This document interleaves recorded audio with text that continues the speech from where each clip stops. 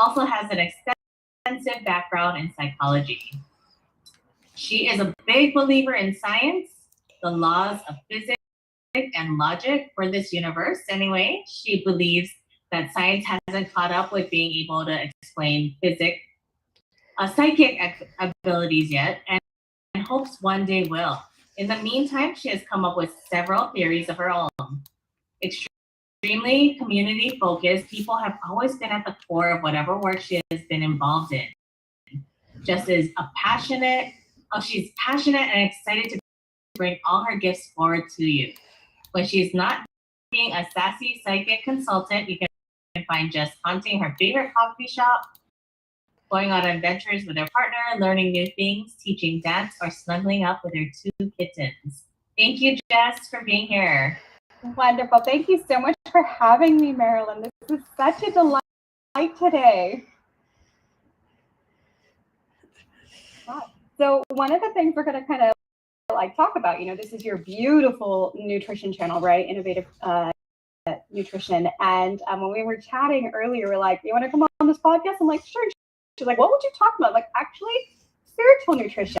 We talk about feeding our bodies and how important that is and making sure you get proper nutrition. But people forget that the spiritual side of things. And when you kind of are in spiritual distress, like that is one of the big major life stressors you can have. And so I just thought this would be a beautiful time to kind of talk about some of these terms, definitions, but also some of the symptoms of what spiritual distress can look like and things you can do to help feed your soul. We are all spiritual creatures, whether we admit it or not. And it's that idea that, not only do you have to feed the physical body, but you need to feed your soul. You got to feed your spirit. You have to experience spiritual peace and things like that to really live a truly full and rich life. That's how I view it. And so, let's talk about what spiritual distress kind of looks like. And, there's a couple of aspects to this. And one of them is lacking a sense of purpose, right? We all get to that point where we feel lost and we're just I don't know what to do. I don't know. I feel like I knew where I was going and I knew what I was doing and now I don't. So that's one symptom of spiritual distress. Another one is not feel like to be connected to the world around you, right? There's a little bit of a disconnect going on.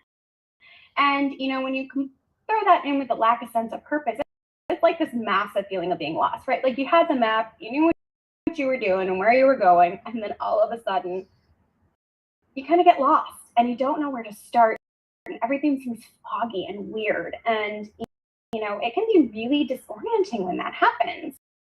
And, that's challenging, right? Part of having spiritual distress is actually part of the human experience, right? We have to work on this connection. Another one could be, something has happened, an event, or what's happening in the world around you and how that conflicts with your beliefs, right? Our beliefs shape our version of reality. Our beliefs, and our versions of reality, that's the world we live in, right? And everybody can have different ones and they all simultaneously exist at the same time, right? And when you experience something that really is contrary and contradicts some of your deep beliefs, that can cause a major spiritual crisis, in fact, and how we have to expand our world to encompass what's happening, but also to explain what has happened and how we kind of fix that. Another one is everything feels like it's just coming unglued. Everything is coming unglued at the seams. There's stress at work, stress at home, there's stress everywhere you can think of. And the aspect of control really feels like, you're running out of choices and you don't know what to do and everything you're trying. And, it's trying to patch up a sinking ship almost, right? And that can be devastating. That can feel horrific and scary and terrifying and that kind of unraveling. And these are all really big symptoms and flags of spiritual distress.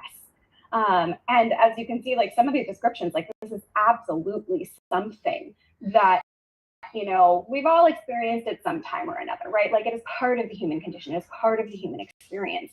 But these can be like huge stressors, right? And when we're stressed, it affects our ability to absorb nutrition. It affects our ability to function and feed ourselves and have good mental health and all of these things, right? And people don't always give enough credit to that has like elaborate ritual, has well detailed doctrines, and has sacred scriptures and texts that are guides, and they're packed with wisdom, and it's for the believers in this structure, and it helps provide space, like a recipe space for spiritual experiences, right, that are within this kind of lens and framework. And that is fantastic. I love that, this is a structure and belief system, whichever you believe in, that have been around for thousands of years, that have really helped humanity. And that is like this beautiful structure and framework, like I said, that allows for people to experience spiritual experiences. And that is fantastic. So that's the religion aspect of it.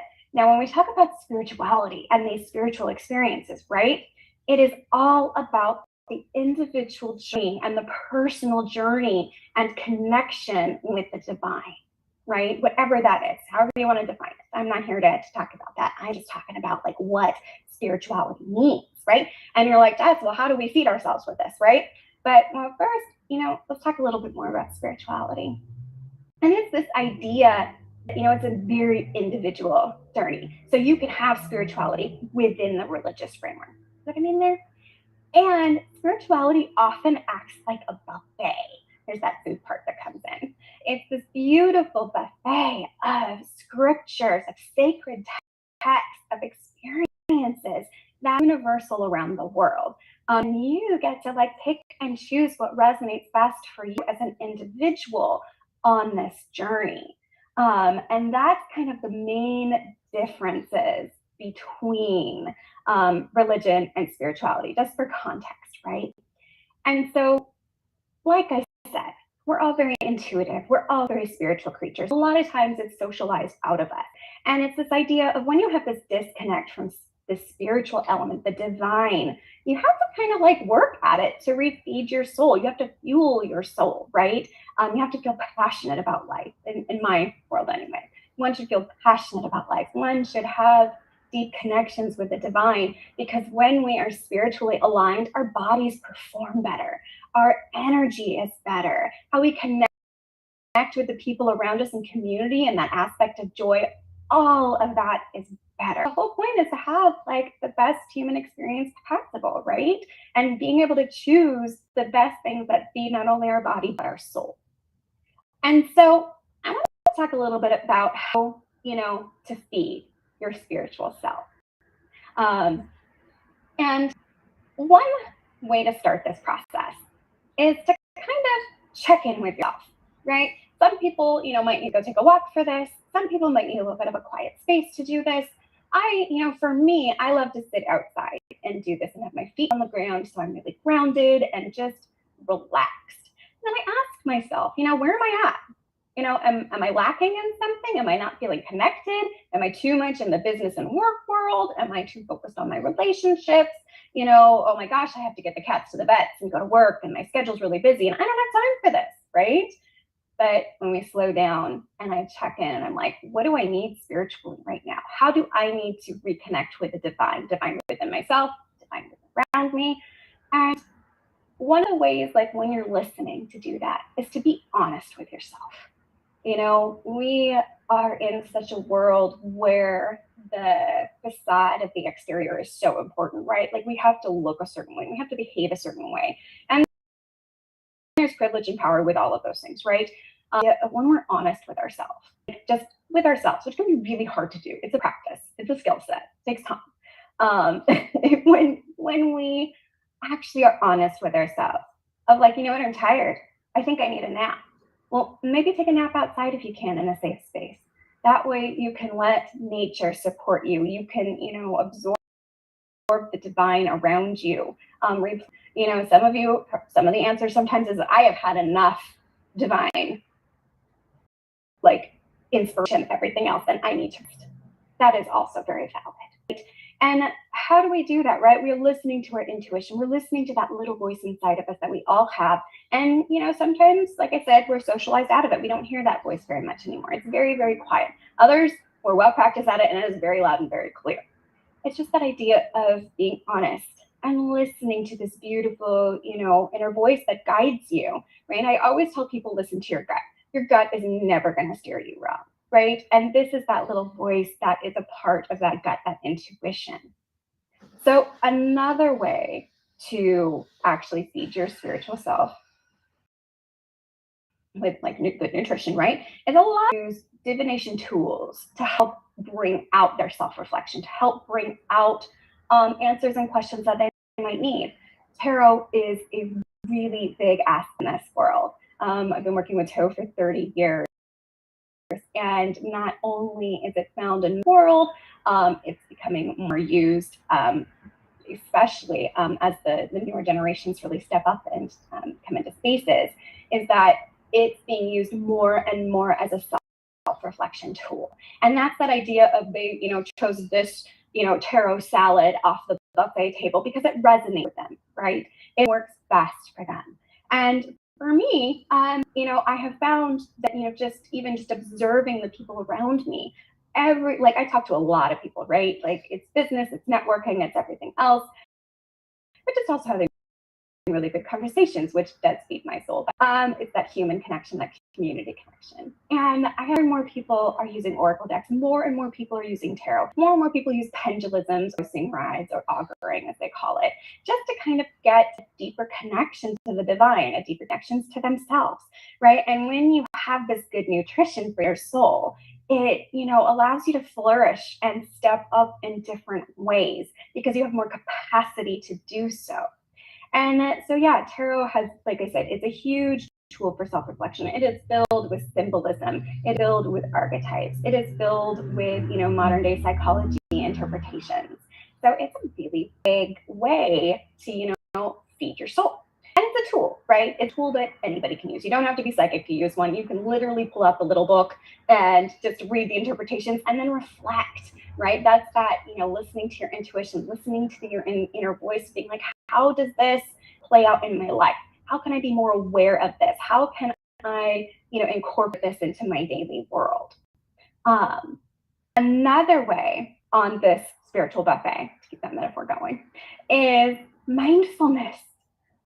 People are so busy and their minds are so busy, right? It's all about that instant gratification aspect and things like that, which, don't get me wrong, it's all about modern in my world anyway. A little bit here, a little bit there. Don't overload too much on, the instant gratification dessert table. Guilty sometimes. It's that idea that mindfulness, when you slow things down and actually practice this meditation form and every day, it allows you to look for the signs of the divine. It allows you to be in wonder, awe of this incredible world you belong to, right? And some people might be like, Jess, this is too hippy-dippy. That's fine. Take what you can out of this, because it's this idea of a spiritual journey is unique. It's unique and individual to themselves. And this beautiful spiritual nutrition really can make a difference. Like everybody's made up a little bit different. Some people might need a little extra magnesium. Some people might need a little extra vitamin C. Well, some people might need a little more time in nature. Some people might need to sit and people watch. It all varies and it's all very different. One of the things that I love about mindfulness and finding this aspects of the divine all around us is people like signs. People like symbols. Well, people like to find feathers on the ground. A lot of people like to find pennies. In my family culture, when we find pennies on the ground, it's our loved ones who've passed on who are thinking of us. And that does make you feel connected and a little bit warm and fuzzy at the same time, right? And it's that idea that there's more out there than just us. And when you feed this and when you fuel this beautiful space, it's wonderful. Another, spiritual sign that often people talk about are repeating numbers, seeing repeating numbers. Well, for me in my world and how when I see numbers, I take that as a sign for me to stop and slow down, to do a moment of inner reflection and be like, what do I need? Where am I at? What's going on? What do I need to pay attention to? Because I believe the divine guides me. That is my spiritual act of it. Another way to feed your spiritual nutrition, like having really good spiritual nutrition, right, is prayer.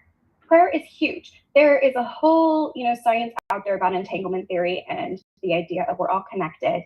And it is beautiful, and how the power of prayer really can work, not just with physical health as well and recovery, but also, kind of nudges things a little bit, possibly in your direction or other people's direction, right? And it's that idea of feeding your soul. And it's an act of mindfulness. It's an act of connection with the divine. And you will find that in religious structures all over the world, but also in spirituality as well.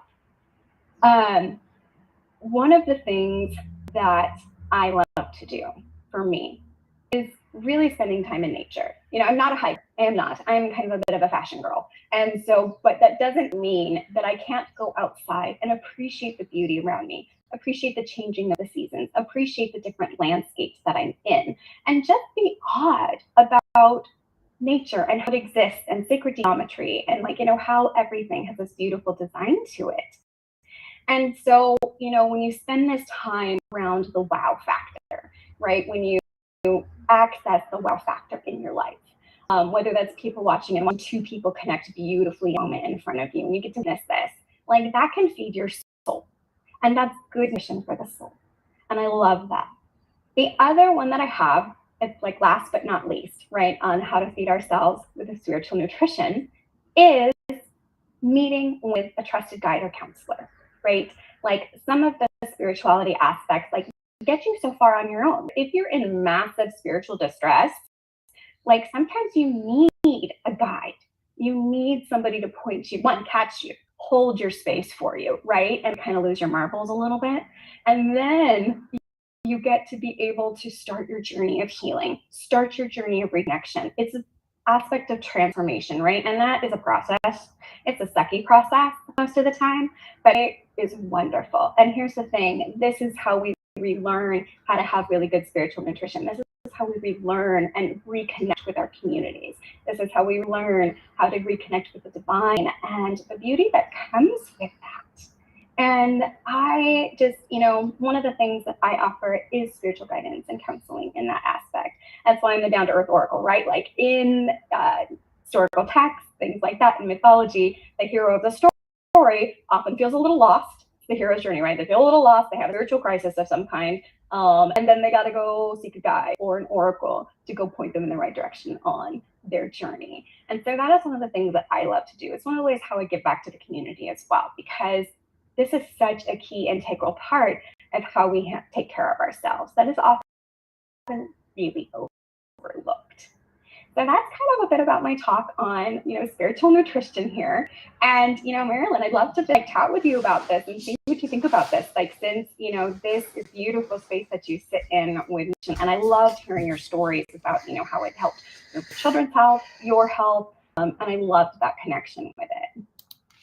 Thank you so much. Yes, Jess. Oh my gosh. I wrote down all these different notes, and I love that you talked about spiritual health, because I mean, my tagline is, if we don't feel our best, we can't serve our best. And spirituality Absolutely. is part of it.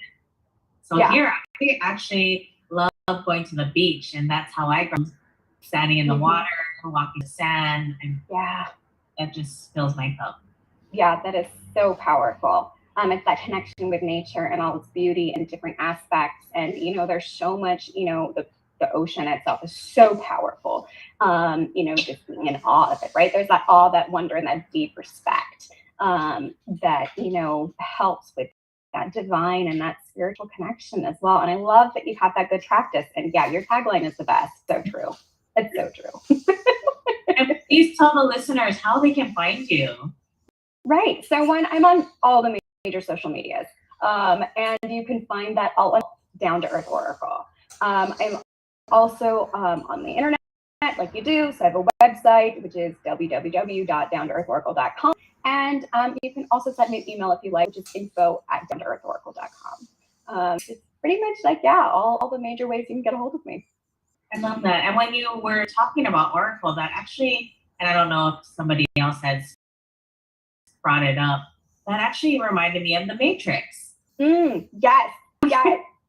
Yeah, actually, I love the mythology in the Matrix that comes out with a lot of the storytelling and everything else. And yeah, one thing the Oracle does is she helps guide the gifted. She helps give advice. She helps point the way. Some of it is cryptic and mysterious, like you do, but that's part of the adventure, right? The unfolding, the learning, the understanding. And by the end of it, we do see Neo like figuring it out, right? And totally rocking everything. Yeah, definitely that similar aspect. Awesome. Well, thank you so much for being here. And please, everyone, reach out to Jess to learn more about what she does. We also have a second guest, Jody Trujillo. She is a California native who has been drawing and painting since she was 8 years old. People would categorize her as a self-taught artist, never have gone to art school. Jody would say she has a lot of training growing up as she was born into a family with artistic talent. Her mom was always cultivating art and crafts in the home. She even had her own cake decorating business. Jody also grew up with very talented uncles who were pencil portrait artists. As a little girl, she would take her drawing pad and pencil when she would visit them and she would mimic their drawings. Her uncles took their time to teach her. I love that. Jody also took every art class in school available to her. She started winning. She started winning high school art shows starting in the 10th grade. And since her high school days, some 30 years ago, Jody has gone on to teach art, painting murals, started her successful paint party business, and has written her and illustrated her children's books, as well as illustrated it for other authors. Jody is married to her high school sweetheart, and together they have 4 children. 3 are today adults and live in California. Jody and her husband moved to Oahu 6 months before the shutdown with their youngest child and boxer dog, Bob. Growing up in South Carolina, Newport Beach was her favorite spot. She loved getting there early in the morning and drinking a hot cup of cocoa with her kids as they sat on the pier watching the water swish back and forth. Lots of Jody's art is a reflection of her love for the ocean, sky, mountains, nature. Her artwork is colorful, fun, and at the same time takes the viewer to a place of peace. Today, Jody is a regular at Art on the Zoo fence and serves as their president. You can find her artwork at Anne and Her Friends Cafe and Kalihi Valley called Conversations. I love that. Please take it away, Jody. Aloha, everyone. Sorry, I'm like in the middle of plugging my phone because it's gonna die. Aloha, everyone. My name is Jody. Yeah, I'm a native Californian. Grew up in Orange County. I used to take the bus to the beach all the time. That was my favorite thing to do. And I wasn't a coffee drinker then, so that back then I would drink hot cocoa right there on the pier in Newport Beach. That was like my favorite spot. And I used to tell my kids, Grandma would give me $5, and that would last me all day long. It was my bus ride, plus pizza at Perry's Pizza with a soda and enough money to get some water. We didn't even have water. It was just like you go to the water fountain. So that was like my life, and I used to dream like, oh, I'm just gonna rent one of those apartments up above, the shops in Newport Beach, and I'm just gonna sit there. I'm gonna live there and draw all day long. And now I live in Hawaii, and I can see the ocean from my view where I live. So, fully blessed. Thank you, Marilyn, for inviting me to talk about art and how being creative does help help your health. I also to work out, and working out creates endorphins. Endorphins is like your happy hormone, and that's the same thing that you create when you are creative, when you are doing something active with your mind and your hands, and you create something from nothing. I just think it's just an amazing way to kind of just to experience the whole experience the whole meaning of what creating means, you know, and whether if you've never been a mother, baby and giving birth, there's that aspect, but being creative and I always I always get nervous before I draw something, but seeing it start from a little scribble into something like um, that inspires somebody or gives somebody a smile is just such a blessing. It feeds my soul to do something creative, but also feeds my soul when I see somebody enjoying it. And so there's a huge benefit to being creative and doing things that feed your mind and your heart at the same time. Whether it's writing creatively, my daughter is I have all my kids are creative writers. I have one, my son, who likes to write jokes. And then my other three, they are really like to write creatively, like scripts or stories. And they're not all artistic. It was something I used to do to calm their nerves. I used to bring out the pad and pencil, and no iPads. We didn't have an iPad back then, but it was just the whole action of getting messy and not worrying about it. Really helps. Really helps bring down some anxiety. I always tell friends, come on over, come pick up some art supplies, and then go sit at the park and pick some leaves. And like, I can't draw. Well, then do some get the crayons and paper and put it on top of your whatever you find in the park, and then do the crayon rug art. Where you can like print whatever you see on the paper. I mean, that's like instant gratification, but the whole action of doing something, placing something in a pattern and then doing that is just like the output of something that's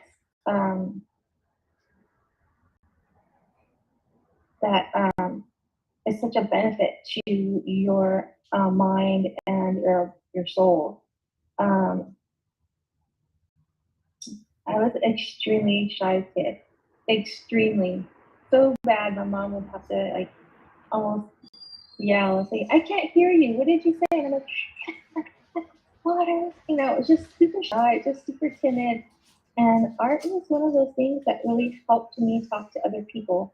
I didn't even have to initiate the conversation because they would see me sit and then they would come and ask me questions, and that would help me talk to them. As long as it was art, it was in my wheelhouse. I could talk about it all day long. And so that really helped me get out of my shell and helped me be open to make more friends. I was very, very like my family was my friends. My sister, my brothers, my cousins. So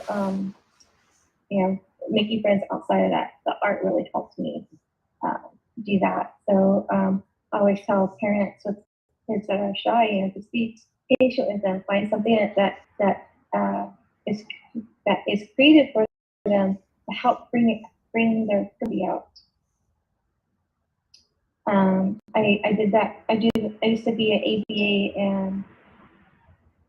ABA behavioral technician, and so I used to work with kids one-on-one, on the spectrum, off the spectrum, and I would have extremely shy children, kind of like we're the mutes, but we knew that they liked to color or draw, and so I would sit there and gain their trust, and little by little they would get out of their shell and talk, and all of a sudden they're making friends, and so art is such a natural output and input when it comes to your health. Listening to your previous speaker,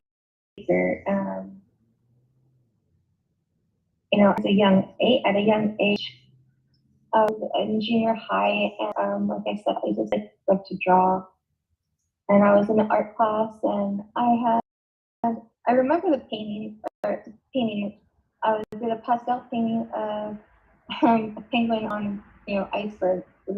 Like I get anything of it. Like he was collecting our pieces. He's gonna enter them in a like a county show or something. And he took it. I didn't think about it, and then our pieces came back. We had open house, and I think mine got like second place or something. I still wasn't even paying attention. It was just something that I loved to do. And I remember him taking my mom to the side and telling her that I had a talent, and that she really needs to make sure that she invested me in with my talent, and that I could do something, make a living. I just remember I not really fully understanding that making a living thing with art, but I knew exactly that gift that I had was not created on my own. I knew that it was something that God imparted in me for a purpose, and that's why when I create art, my art is not like it's always bright and beautiful and reflective of God's joy and peace. I paint after my storm, I guess you could say. Whatever, a lot of artists paint through their pain, and it's dark, and it you know has a lot of emotions in it that are dark. And I don't want to pass on that kind of emotion to somebody, especially if they're already experiencing depression on a regular basis. And the old there's a saying where misery loves company. It's people be attracted to what you put out, and so if you're putting out depressive artwork, depressive people are going to be after it, and it's going to keep them in that state, just like in music. And so I make sure that the art that I create, art that I teach people to create, that's reflective of something that's going to bring somebody out of that. I don't want, I want someone who's having a bad day or having a bout of depression to come by my artwork and look at it and feel, that they see the light at the end of the tunnel through the art that they see from me creating. And so art is super spiritual, especially if it's creating from a place, who gave you the gift in the first place, the great creator. I'm just a mimic of his creation. I'm at awe every time I see a rainbow. I get tired of rainbows out here. I could paint and take pictures of the same rainbow, like you could say, over and over again. I'm just amazed. And that's how I feel about when I look at his creation, his nature, the ocean, people. I'm amazed at the things that he does, and it ministers to me, and makes me, inspires me to create. At the same time, it's this full flow.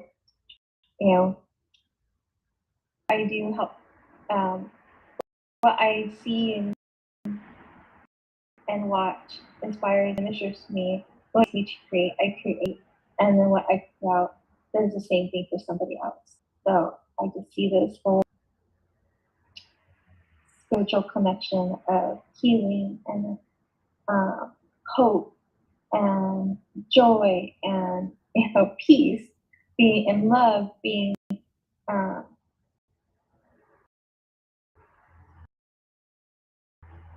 continually and created and moved in this whole flow of an affinity going, and it has this flow that God creates for us to enjoy, to be ministered to with.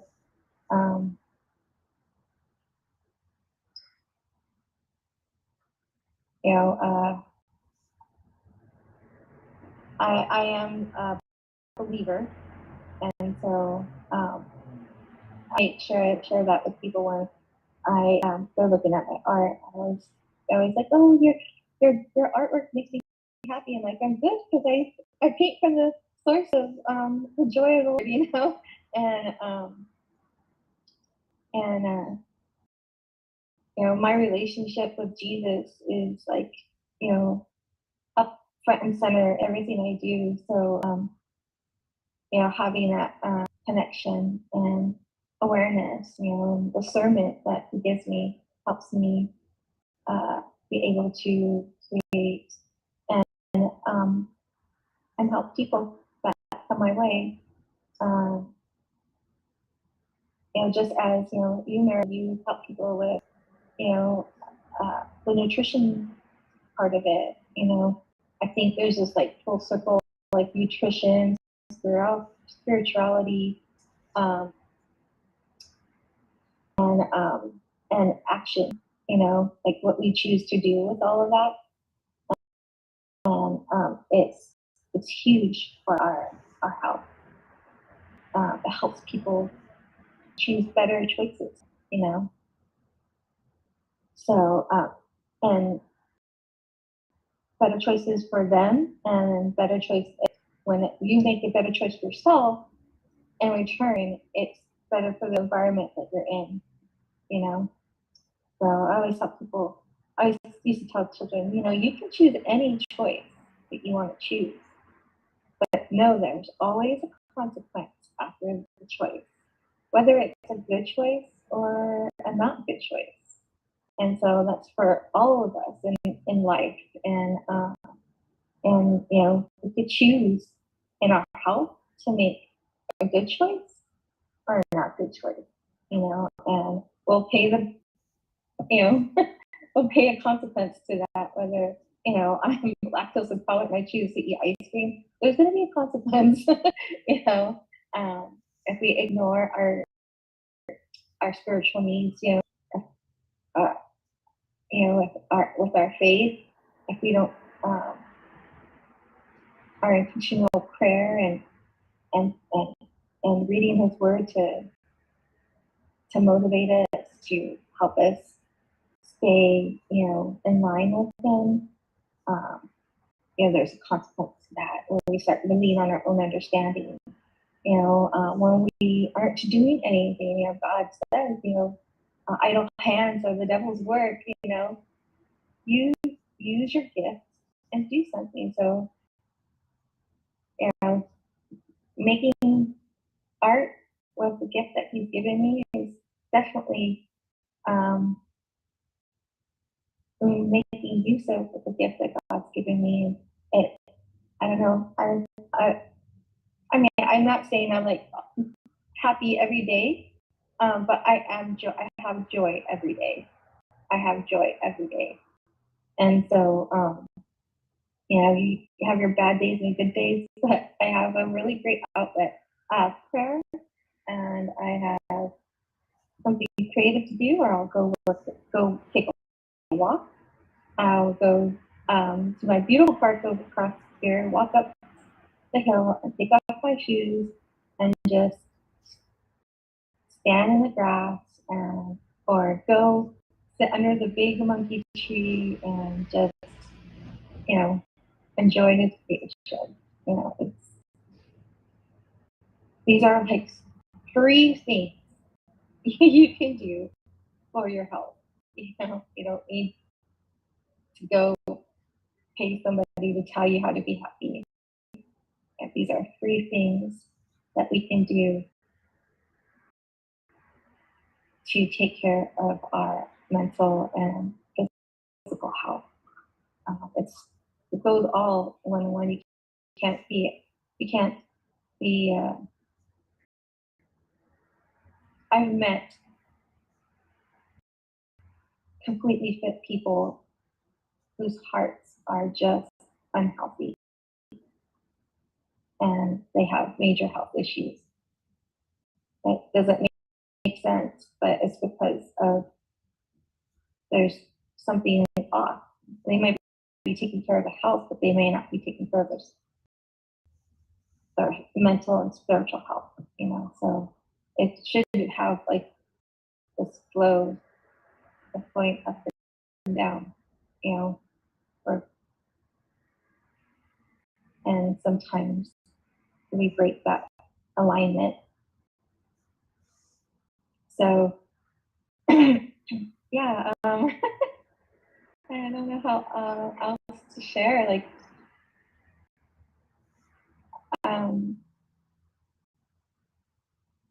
I love working with children. You know, sharing art because they are so open to create without any like inhibitions.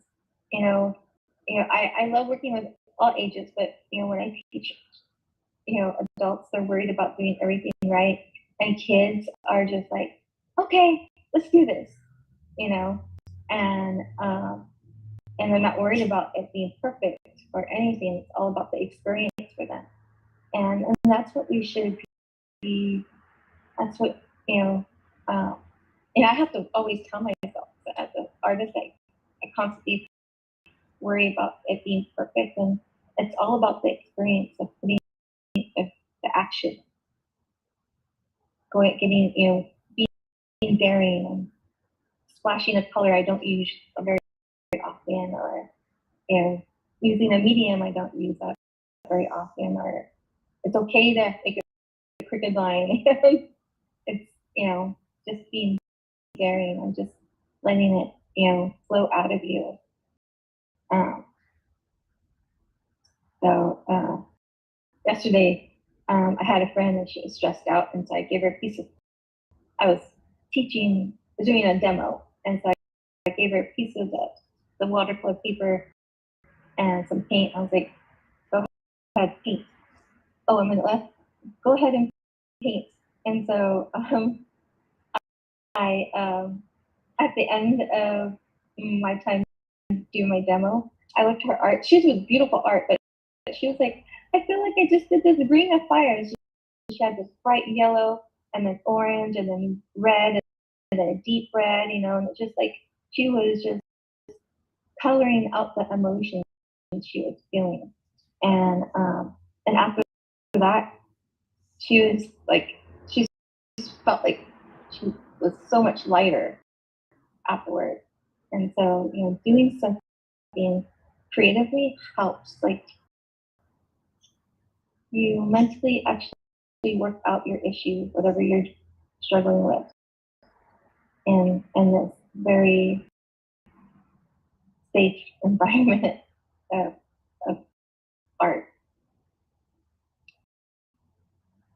That's all I have to share. Thank you, Jody. Yes, I love that you said that you paint after the storm, and that your paintings are cheerful and bright and colorful. And I actually took one of your paint parties, and it was so much fun creating the ocean with the wreath. And I guess it was Christmas time, so it was a wreath of shells, different types of shells, and just having the painting and knowing that it doesn't have to be perfect, and there's all these different ways that everyone painted, and it was all correct, and it was fun. Yeah. So I love that. And then I love that you said you love rainbows. I absolutely love rainbows. God's promise. It is heartwarming always to see rainbows, even if I'm watering the plants and you see the rainbow through the water, through the sunlight. Oh yeah. Cool. Yeah, that's that joy and that awe that you can find everywhere when you just look. And I love that. I love that you talked about that, Jody, as well. So, and Jody, tell us where we can find you. You can find me at Paint and Escape with Me on Instagram and on Facebook. Also, my website is paintscapewithme.com. It's a name because it's exactly that. When you take my classes, you're going to escape to a happy place with me. um, and so, yeah, that's where you can find me. I also have like my commissions art there. You can find by stuff. Awesome. Thank you so much. I wanted to thank Mutual Aid Network for helping to host this podcast.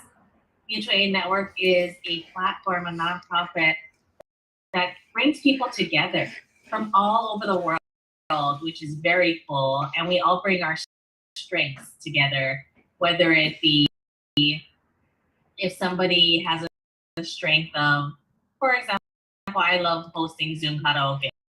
So I will host Zoom karaoke with people all over the world, and they will come.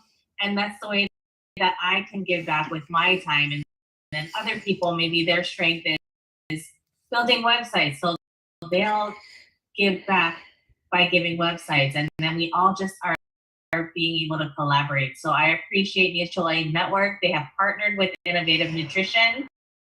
And I want to share an update since incorporating our innovative Ignite coffee, which is a thermogenesis coffee, and our Optimate, which is a probiotic, prebiotic, digestive enzyme. I also have a little bit of sensitivity to dairy and gluten. So